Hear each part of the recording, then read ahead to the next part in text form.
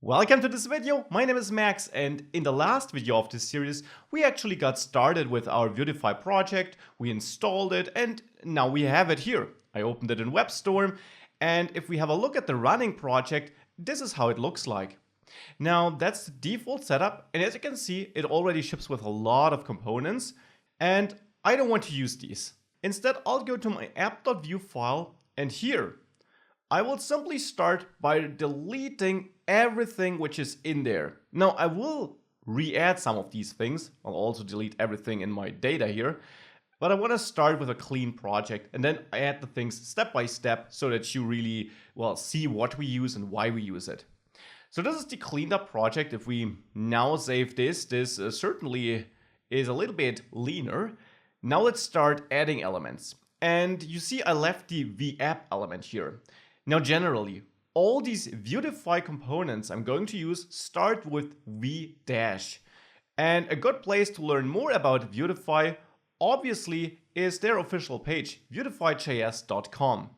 There, if you click on Get Started, you can get detailed explanations on all kinds of components you might use, how to use them, you get examples you can have a look at, and at the bottom of each page you see the different props you can set up and so on. So really an important page when working with Vuetify.js.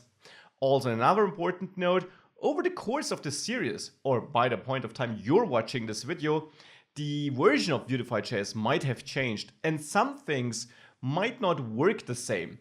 Definitely always have a look at the latest release notes of Vuetify.js if something is broken. I'll also try to add annotations in the video description if possible to point you towards potential issues, and with that you should get a working project again. Right now everything should work though. So this is the Vuetify.js page, and I want to start by populating the main page with some life again. I also want to change the default colors though. Because if you have a look at it, now it's white, but if you remember the old state, it was pretty grayish.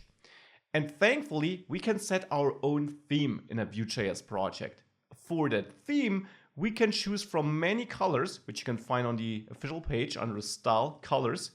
These are all the material colors, and these are basically the CSS classes you can add to any element to add this as a color for the element. However, you can also set up a main theme for your application to give your overall application a certain style without you having to add these individual classes to all elements you're going to use. More information can of course be found under the theme section here. And there you see, you can choose between a light and a dark theme. Now, in order to be able to see that, we need some components though. So before diving into theming, why don't we add some components again in our app.vue file? Again, we have that VApp component, and that basically wraps your entire app. It's that simple. This really is all. Now, inside that VApp, you can add different things.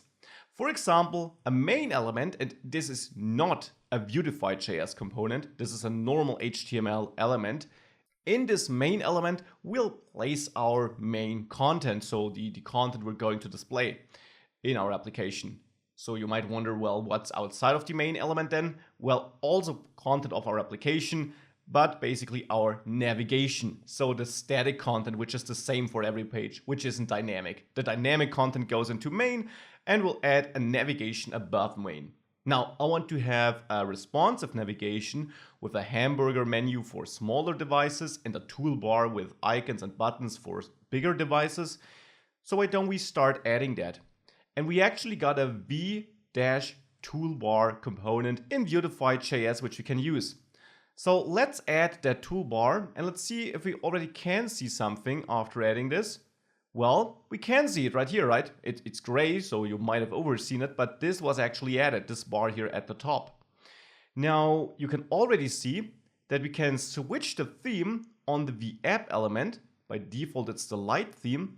We can switch to the dark theme, which will change the overall look of your page. Might not be the look you want to use, but you can do that. Changes the background color and the color of your toolbar. Now we're going to change this color anyways later, so I'll revert to the light theme for now. That's the V toolbar. Now in that toolbar, I want to have certain elements to display. And these elements actually are the icons or the navigation elements will have, but it's also the brand, for example.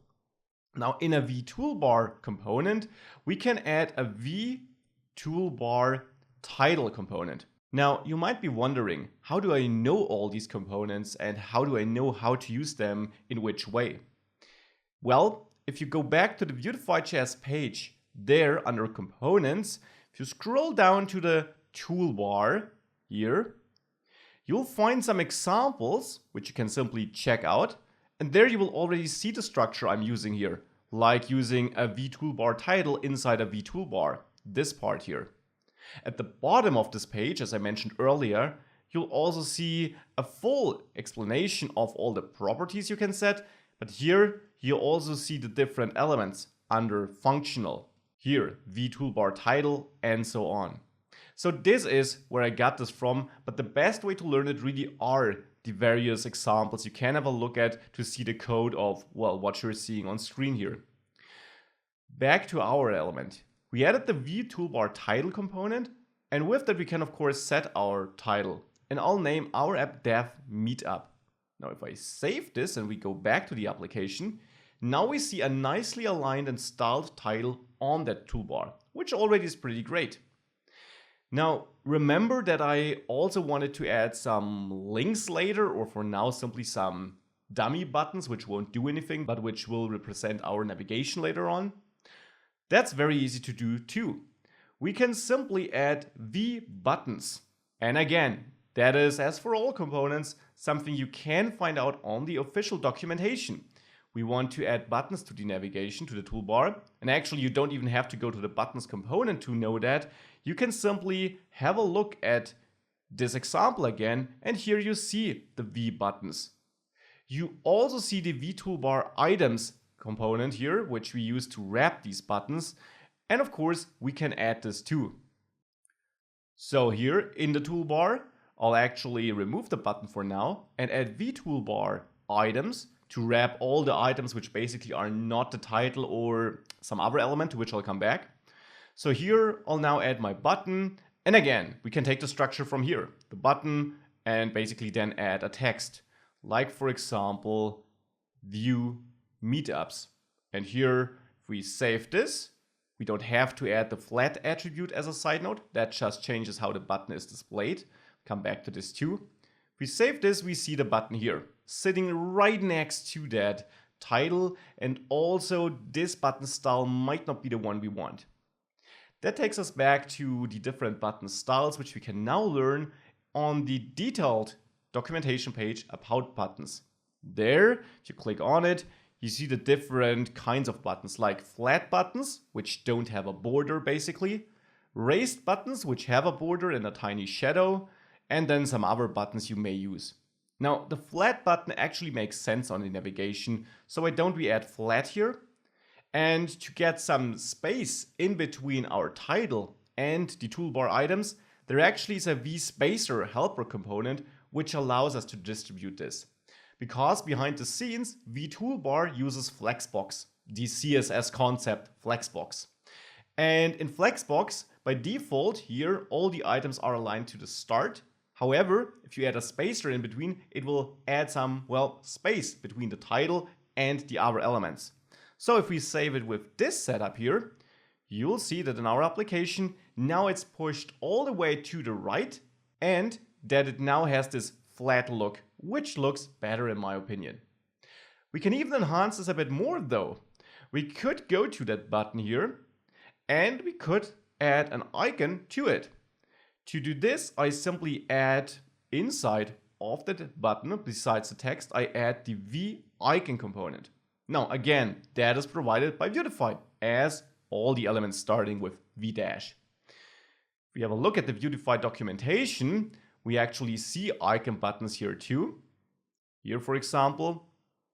But we also have a dedicated article about icons. If you click on that, we find a link to the material icons page, which allows us to find all the icons supported by the material style guide or by the material style. And here you can choose any icon you find appropriate for the element you're about to create. So for our example here of the Vue meetups, we can find a fitting icon for that. What would make sense for viewing meetups?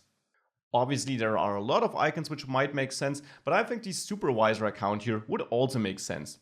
So we can take this or remember this name, actually also click on it and copy it, and go back to our application, add this in between the icon, without that extra information here though. And important, remove the white space, turn it into an underscore. With that, if you now reload the application, you have the icon here. However, it sits really close to the text, and that might also not be the behavior you're looking for. That isn't an issue though. We simply have to add a directive to the icon, which is called left in this case, since it should be sitting left of the text. By adding this, Vuetify is made aware that it probably is next to a text and that we want to have some spacing in between. So now you see this looks much better. And this is how you could build your menu. I will come back to building the menu later though. Right now, I want to jump to another menu we have to build.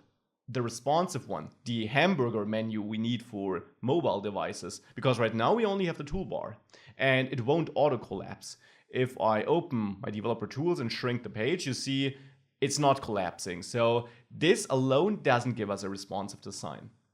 In order to add a responsive design, we need to add a different component to Vuetify. And actually we can look for one in the Vuetify documentation. There you can go to layouts and predefined to learn about some common layouts you use. And actually we're also using one. This here is the default application markup, but now we can have a look at which layout would fit our needs. This one has some drawer, but I actually know that there is one which I like more. I like the temporary floating one here, which floats the navigation drawer over our main content. I really like that a lot. Of course, you can choose any other setup here. So let's inspect the source code for this setup. And here we see quite a lot of elements. We see our toolbar here, which we already added. Has one extra element though we still have to add. But then we see that all this part here at the top is responsible for rendering this navigation drawer, as it is called, this side menu which slides in.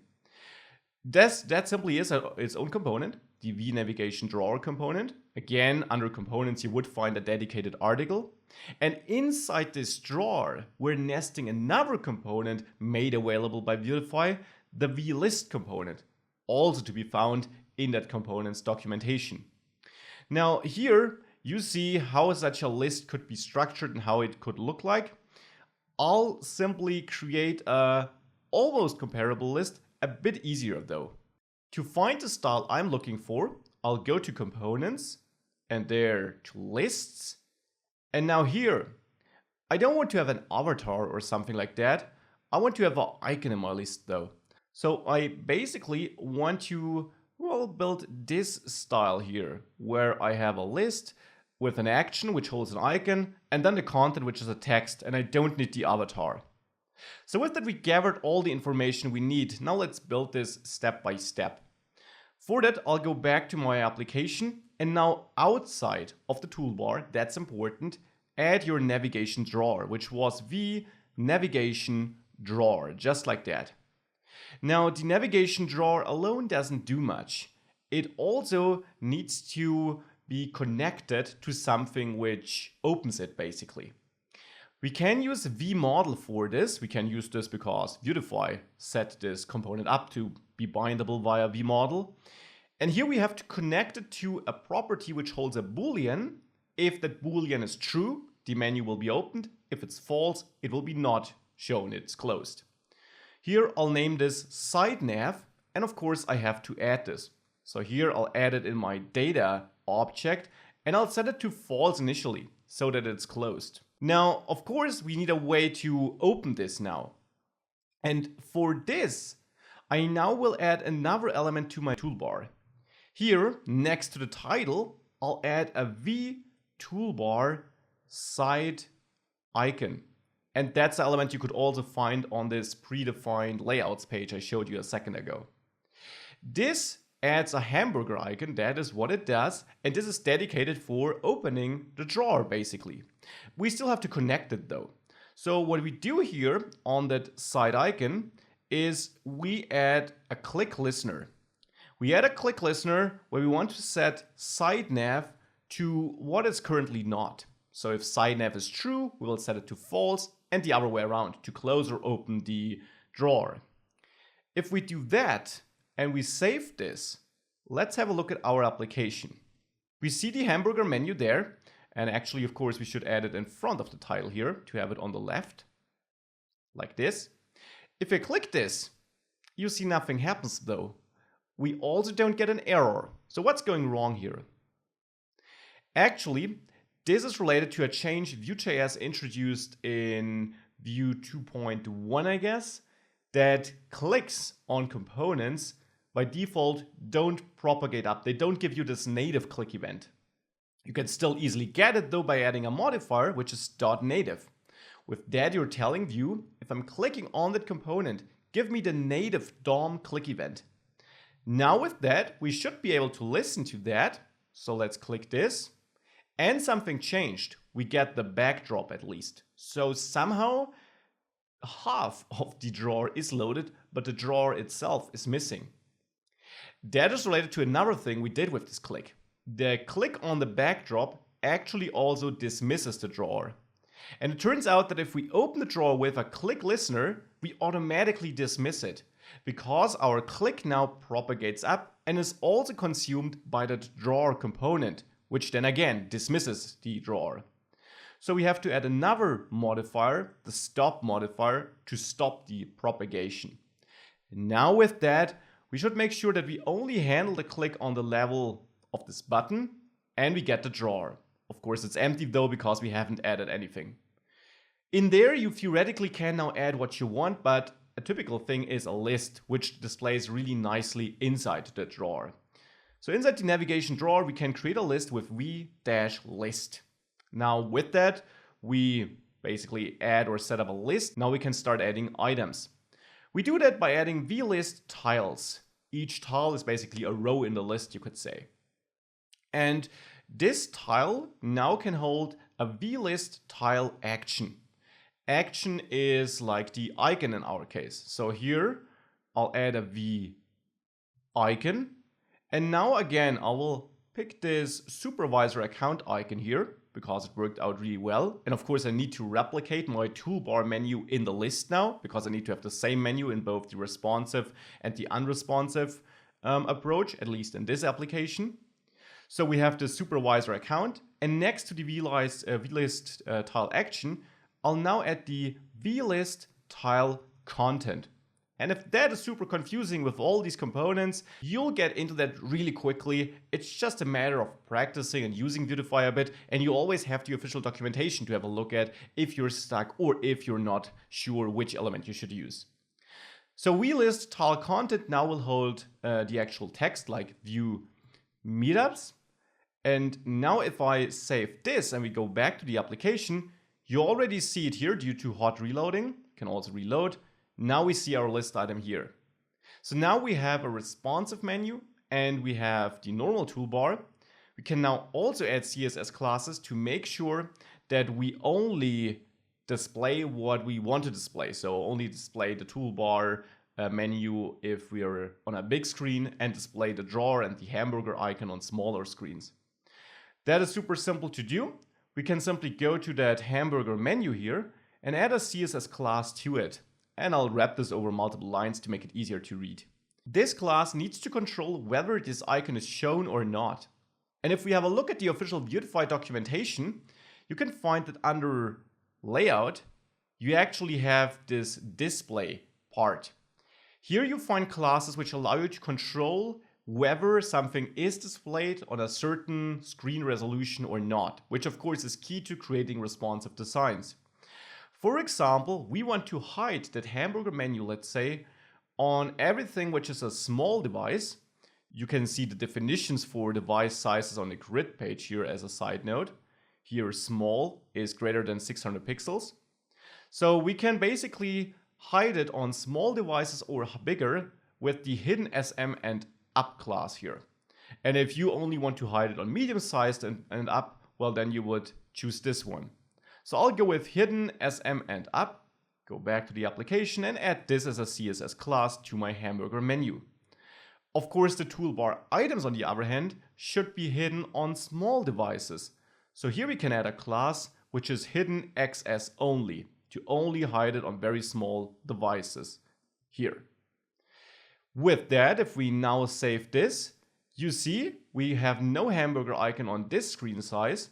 But if I decrease the size, now we get the hamburger and we get no more item here in our toolbar. So now I can choose from the hamburger icon from the navigation drawer. This is the basic setup I want to use. Now I also want to change the styling, the theme. And I did mention that we could do this with Vuetify. It's actually simple to do. For one, we can add CSS classes to change colors, and we can pick colors from the Style Colors page. If we wanted to turn our toolbar into a purple toolbar, we could pick a fitting purple, maybe purple darken 1. We can just copy that here. Go to our code, and on the toolbar we can add a normal CSS class where we apply the two classes we just copied.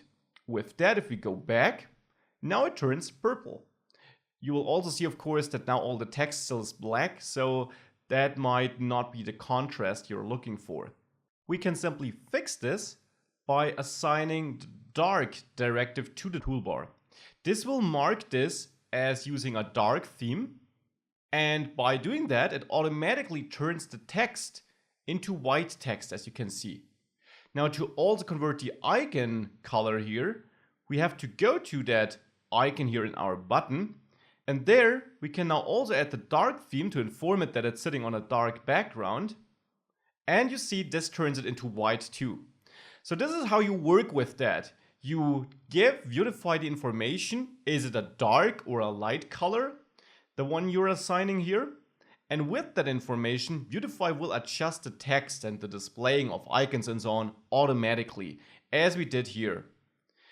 So this is one step. Now, as I said, it would also be nice if we could adjust the overall theme of our application and not just work with CSS classes we apply like this. For that, we can visit that stylus folder, and there we get the main.style file. Now, stylus is a CSS preprocessor, just like Sass would be, and you don't have to use it. You can though, since it by default is set up to be usable in this Vuetify project. You will have to use it if you want to override the theme though. And a detailed guide on overwriting the theme can also be found on the Vuetify page under, under Style, Theme. Here, if you scroll down, you actually see the setup you'll need to have in the end. This one here. Now, what's happening here? Let's copy this import because we already have the second one in our main style file. And then I'll explain what these two imports do. This one, the bottom one, basically imports the Vuetify styles, and Vuetify heavily uses variables. So our goal is to override some variables before this gets imported, because since all of this gets built dynamically here in our build workflow, with that we can change the styling of the build CSS file. Now we can override variables here. If we want to use the material colors though, we need to import that colors file from the Vuetify package, which simply also stores the various colors we saw on the colors page in their own variables. And with that we can now override the theme variable, which is one which will get used in that main file, and assign our own colors. Let's choose the one I just copied. If we save this and we actually remove the purple class on our toolbar and we go back to our application, you now see it's black, but that is not due to our theme, but because we added the dark theme to the toolbar here. How can we make our theme work then? Well, by default, Vue.js or Vuetify will choose the black or the light gray look. However, since we set up our own theme with our own primary colors and so on, we can go to the app.vue file and still apply a CSS class here. However, we can just use primary now. Could have used that before, but with that we would just use the defaults. Now we're using our own primary class or our own primary style as we set it up in our theme file. And we can use that anywhere in our application. Now you see we have this red colored toolbar due to our own theme being applied. This is where I want to stop in this video. In the next video, we're going to finish this menu, both menus, this one and the responsive one. We'll learn how we can dynamically populate these menus, and thereafter we'll start diving into the core functionalities of this application.